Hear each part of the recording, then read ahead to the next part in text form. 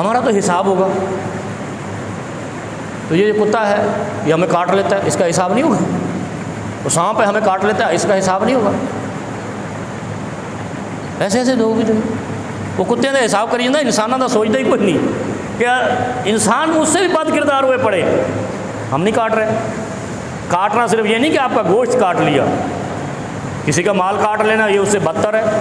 کسی کے بچے بھوکے مرے یہ کم ہے کتے سے ہونا. دوسرے کے بچوں کا مال چھین لینا، وہ تو خالی آپ کی بوٹی نکال کے لے گیا، آپ اس کی نسلوں کا مال لے گئے، تو برا کون ہوا؟ کتا ہوا یا انسان؟ اس لیے وہ صاحب کہتے ہیں ہم تو مدینے والے کے کتے. وہ کتوں کا حساب ہی کوئی نہیں. یہ سمجھنے نہیں سانو بغیر حساب تو جنت جانا پینا ہے.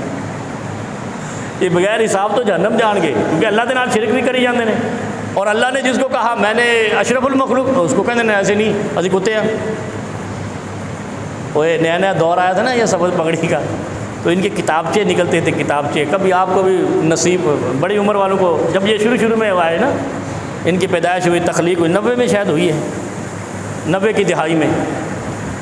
تو ان کی کتابوں کا جو وہ حاشیہ ہوتا تھا نا، جس کو ہم تو لائن لگاتے ہیں نا، ایسے بارڈر لگا ہوتا ہے، حاشیہ لائن، ان کے حاشیے پہ لکھا ہوتا ہے کلب مدینہ، مدینے دا کتا.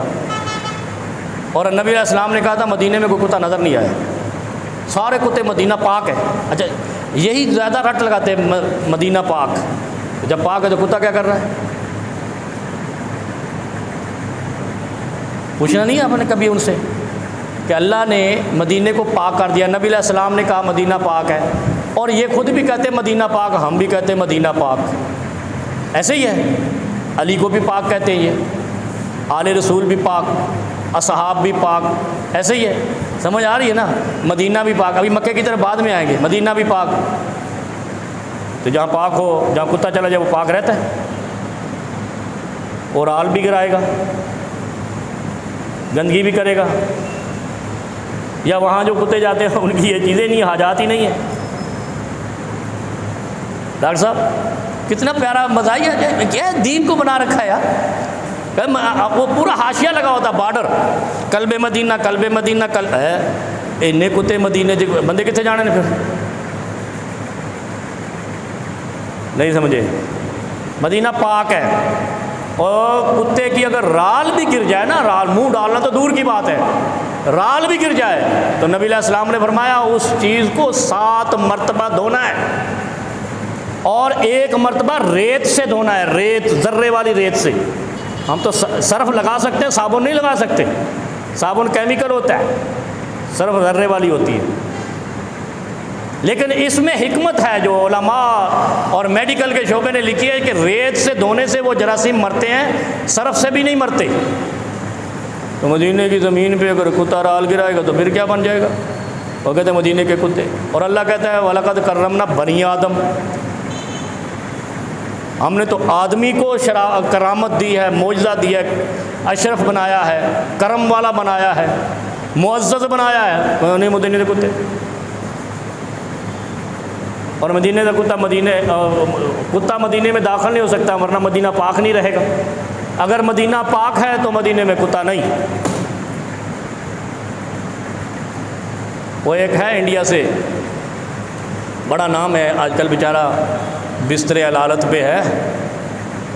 تو مجھے کسی نے مینشن کیا، میں نے بھی وہ سنا، اس کی تقریر کا ہر جملے کے اندر مدینے کا کتا. میں نے کہا یہ کیا مذاق بنا رکھا ہے کہ اس کی تو اگر مدینے میں رال گر گئی تو وہ 7 دفعہ دھونے پڑے گا فرش. اور مدینہ پاک ہے، جو چیز پاک ہے وہاں کتا نہیں جا سکتا. مسجد میں آتا ہے، مسجد میں کتا آ جائے کیا کرتے ہو؟ آنے نہیں دیتے ہو نا، گیٹ بند، پتھر مارتے ہو، سوٹے لے کے، ڈنڈے لے کے پیچھے پڑ جاتے ہو. مسجد میں کتا، وہ خدا کا خوف کرو، اتنا ہر نمازی پیچھے بھاگے گا کتا بھگانے کے لیے. تو مدینے میں ٹھیک ہے. مدینہ تو مسجد سے 1000 گنا بڑا بلند فضیلت والا ہے. ایک نماز وہاں 1000 نماز کے برابر ہے، اور ایک روایت میں 50,000 نماز کے برابر ہے. اور مکہ میں حرم پاک میں 1,00,000 نماز کا ثواب ہے جو یہاں ایک پڑھتے ہو. تو یہاں کی مسجد میں آپ کتا نہیں گھسنے دیتے، مدینہ پاک میں کتے کیسے چلے جائیں گے؟ جب سے ہم نے شور مچایا ہے نا اس وقت سے حاشیے ان کے ہٹ گئے ہیں، قلب مدینہ کے، مدینے کے کتے کے، اور کہنا بھی چھوڑ گئے ہیں۔